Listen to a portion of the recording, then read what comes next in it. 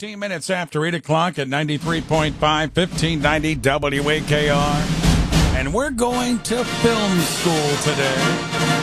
Film celebrating an anniversary. And one of the all-time great films, as a matter of fact. But I'm going to let my good friend and my next guest take it from there. He's film study professor, my good friend Joe Fortunato, on board with us this morning. Joe, good morning, and talk to us about what you have for us today. Good morning, Ray. Good morning, everybody, and welcome to Friday Film School with Joe Fortunato, as we always like to say.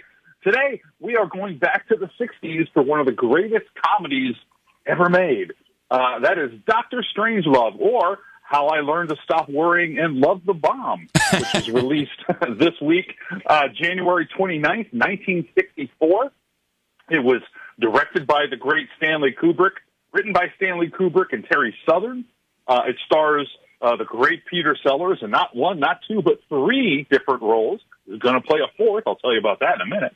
Also, George C. Scott, Sterling Hayden, Keenan Wynn, Slim Pickens.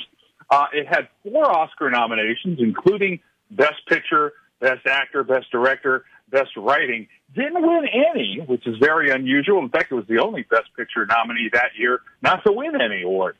It's ranked number 39 on AFI's list of 100 greatest American films. This film was released about 6 years after the source novel, Red Alert, by Peter George. That was published in 1958, and that's sort of what this was based on. The film, which is, of course, a comedy, for those who don't know, a dark comedy because it's dealing with nuclear war, but it led to actual changes in policy with the government to ensure that events depicted in the film could never occur in real life. So it was actually it's a pretty important film in terms of our own safety. I talked about the title. It's actually the longest title for a Best Picture nominee or winner ever, 13 words long.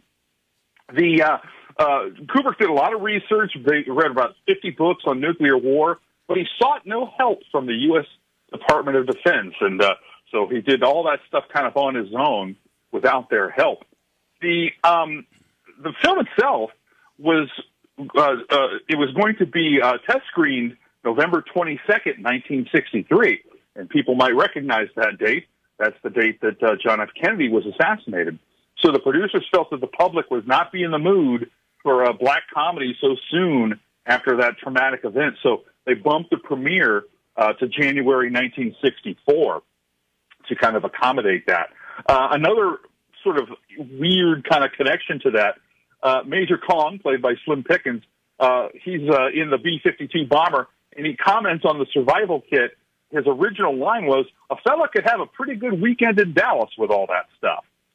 Dallas was overdubbed with Vegas because, again, that's where President Kennedy was shot, in Dallas.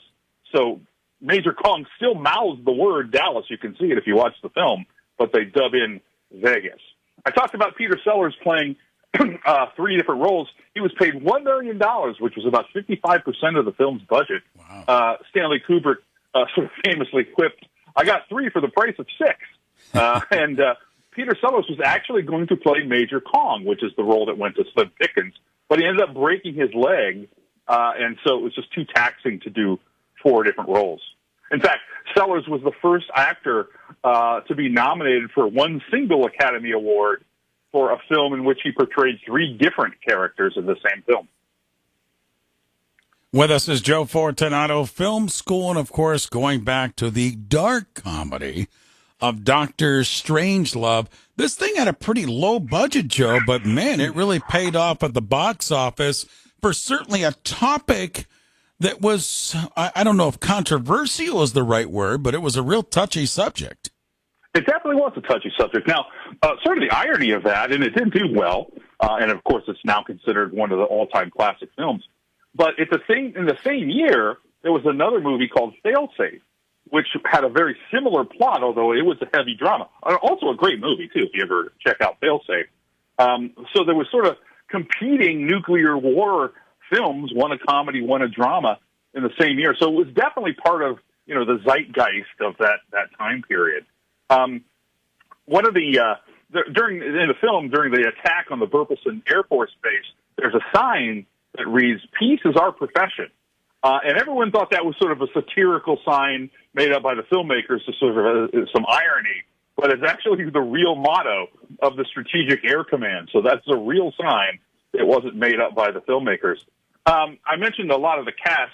This is also the film debut of James Earl Jones, who many of you know as the voice of Darth Vader.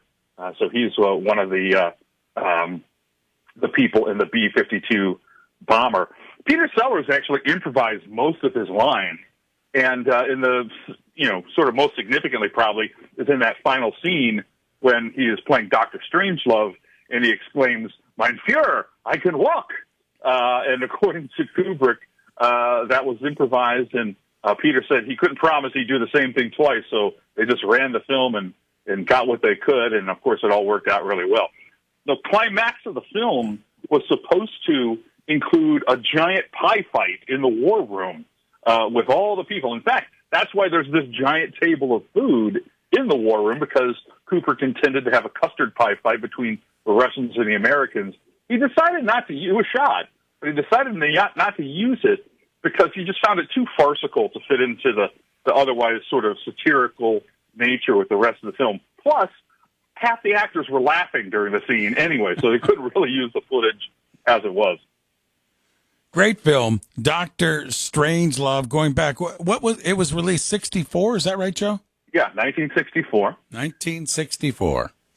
There was a couple of quick other things. There Sure. was talk actually in 1995 of a sequel called Son of Strangelove, and Kubrick was going to have Terry Gilliam to direct. That never materialized, which I'm kind of glad it didn't. And I love that Kubrick actually offered the role of General Ripper, who was played by Sterling Hayden. He offered that role to Gene Kelly, Wow. which would have been really, really interesting. And then on a final note, kind of humorous, I think, Ronald Reagan, of course, was an actor before he became president. But when he assumed the office of president, one of the first things he asked was the location of the war room. And he was told, there is no such room in the White House. And Reagan said he thought that there was because he'd seen the war room in Dr. Strangelove. Good stuff, Joe. Thank you. Taking us back to the 60s. Every time Joe comes up with these iconic films and we go back in time, I put it down and I got to watch the movies that weekend because it's been a long time since we've seen some of these. And gosh, it's been years since I've seen Dr. Strangelove. But you know what?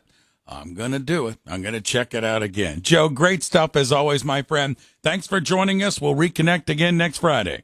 All right, I look forward to it. See you then. All right, there you go. Film study professor Joe Fortunato joins us Fridays for Film School. It's the Ray Warner Morning Show. 24 minutes after 8 o'clock. 93.5, 1590 WAKR.